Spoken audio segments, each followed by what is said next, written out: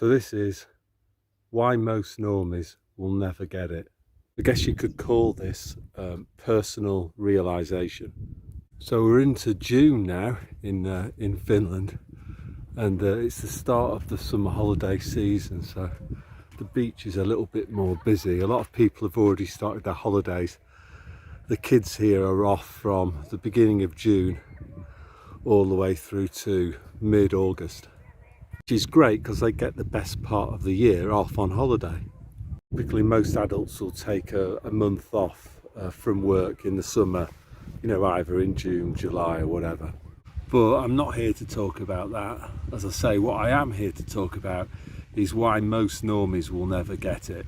So we're in this battle between good and evil. I think even people who are hostile towards anything spiritual, you know, really hardcore atheists, I think even they would admit that good and evil exist, and we're experiencing a battle between those forces, and we have done, well, for at least 4 years. I'm not going to specify a specific time period, but I have encountered a few normies recently and sort of talked to them, and what's quite interesting is that some of them appear, or most of them in fact, appear to have made zero progress in terms of their ability to perceive reality. So for example, they'll actually believe in global climate boiling change, which is just ridiculous. You know, especially if you think about what's going on in places like the UK at the moment, where they've had an extremely cold and wet spring and early summer, but the mainstream media is still telling people that they're experiencing the opposite of that, and they're unable to perceive reality. They actually believe the mainstream media rather than their own five senses. And I think for people who are like that, it's kind of pointless trying to wake them up, because they won't listen to facts and arguments.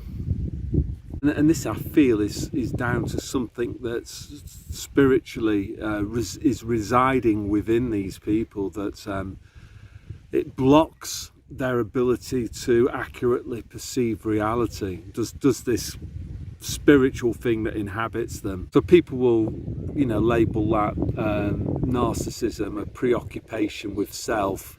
As I said the last video, this what Mark Passio calls mini-me Satanism. So they're preoccupied by self, by ego, by their social standing in society, by their material possessions, by their imaginary persona on Facebook and Instagram or whatever. So this morning I was watching a video about this guy who performs exorcisms, you know, demonic possession and stuff.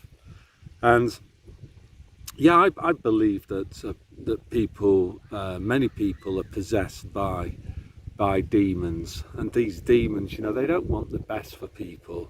What they will do though is lead them down the wrong path and block their perception of reality. So it's pointless trying to explain anything to these people, because their senses are being blocked by demonic spirits, basically. The other thing that I would say too is that there are different levels to this. So I think some people are, you're not demonically possessed or not. There's a gradient of it. Some people seem to be affected by this more than others, you know. So these are the types of people that I suppose in normal language might call sociopaths or psychopaths, who enjoy trying to inflict pain on other people, physically or psychologically, by, I don't know, just by disrespecting people. Or I suppose another thing that somebody else wrote on my last YouTube video, a comment that I really liked.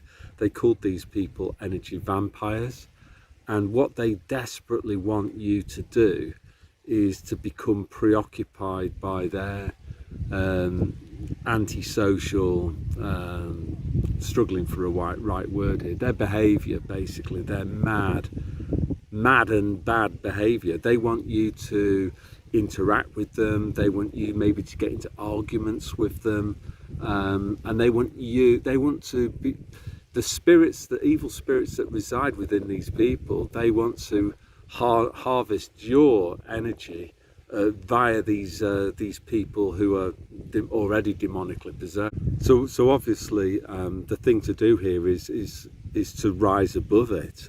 Is to minimize your interactions with these people for two reasons. First of all, it's a waste of time, because these people, they can't hear you, they can't hear reality, they're not open to facts and logic, because of what's residing within them spiritually. So it's just a waste of time. I think on the other end of the gradient, there might be people who, I don't know, they maybe have got more of themselves left. They're less infected by demonic energy. And, you know, if you do come across one of these people and they ask questions, well then I think it's probably worth engaging them in conversation and trying to ask some questions. And I think the other thing as well, that I'm going to do a video about all of this, but there seems to be something very interesting going on with diet and fitness. You know, the growing popularity on the internet, social media, of what you might call the proper human diet or carnivore diet, and just the dramatic effects that it can have on people. So I think, you know, for some of these kind of like let's call them lesser infected normies, they might be quite curious about that, and that might be something that you can talk to them about, to get like a gateway really that might capture their attention. And then once they've realized that they've been lied to about food, then that might then lead them to question other things, you know, like you know, pharmaceutical drugs and politicians and wars and all the rest of it. The satanic games that are being played. But obviously, you know, if you're up against somebody who's an energy vampire, then it's a waste of time, because you know, the things that live within them are not going to allow you to talk to them.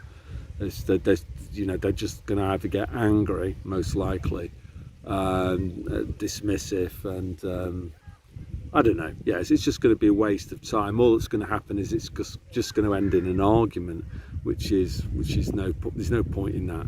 You don't want to let them harvest your energy. But if there's an opportunity and other people are asking you questions, then I think it is worth trying to talk to them. So that's a bit long-winded, but I think Lee from the Veritas Vincent channel, he was ahead of me on this, you know, in that he'll only talk to people about, you know, the biomedical fascism, etc., if they ask questions first. And I think that's a pretty wise move. It's a great channel, by the way, that one. I'll put that in the description. It's definitely worth subscribing to. So yeah, just sort of talking personally about my own sort of tactics and stuff, is that you know, my strategy is I try to stay away from these kind of, let's call them hardcore demonically possessed normies, because when I'm around them, it makes me feel quite sad, to be honest. Yeah, I pick up very bad energy from them, and it's not good for me to be around them. It's not that I hate them or anything, but it's not good for me to be around those people, and it doesn't really help them either, to be honest. The only thing that will help them is that if they come to, first of all, realize the spiritual aspect of life, and I think it's only by doing that they'll be able to open their eyes and open their ears and start to perceive the truth.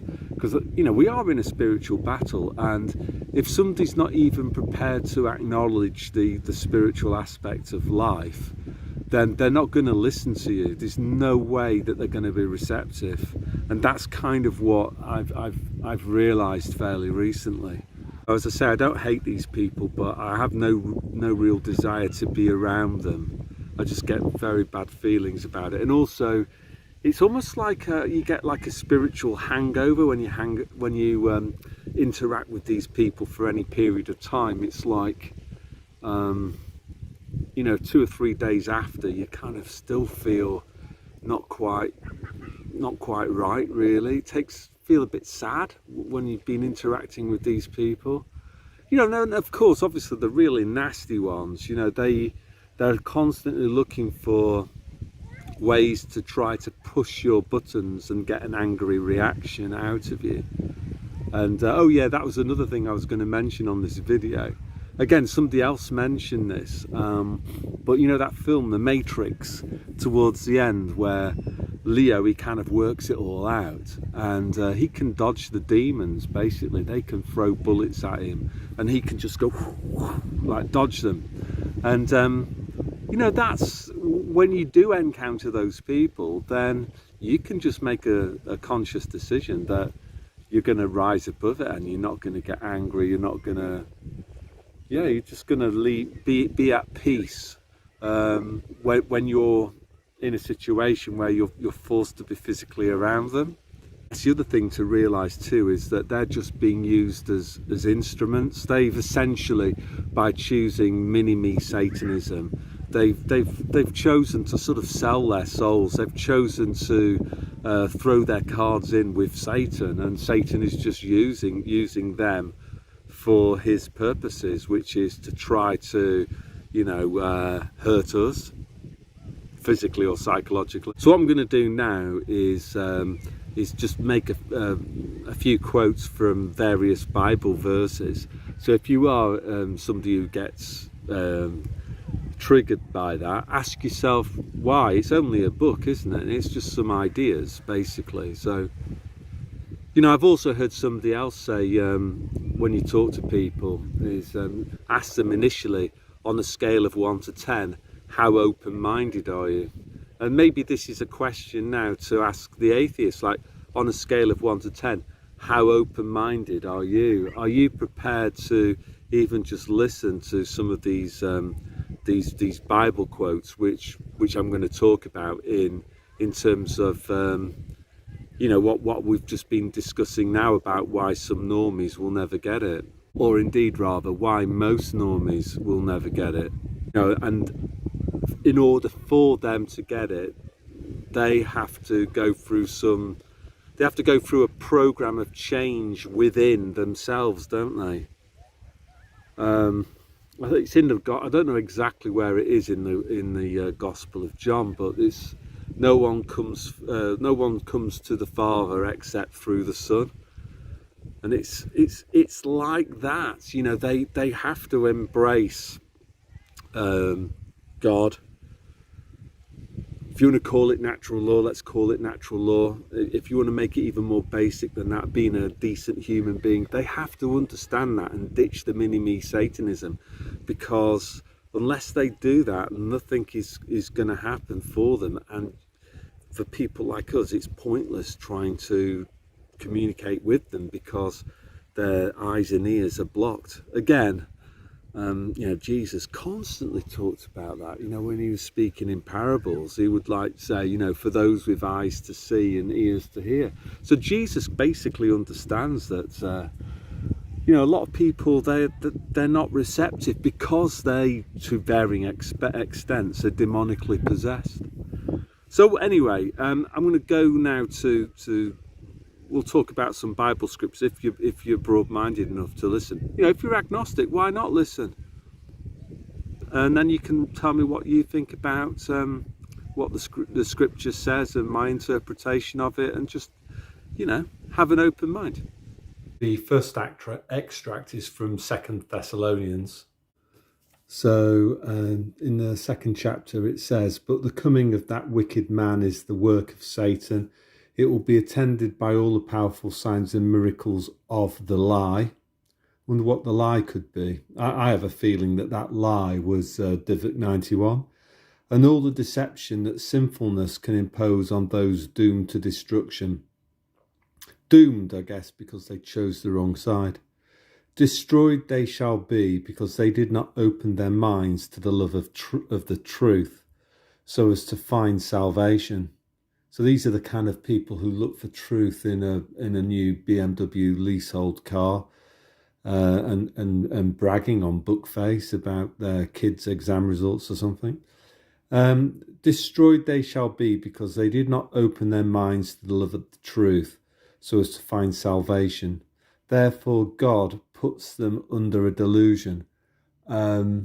This is from English Standard Version of the Bible from the mid 1960s that I've got. In other versions, it says God sends a strong delusion, which works upon them to believe the lie.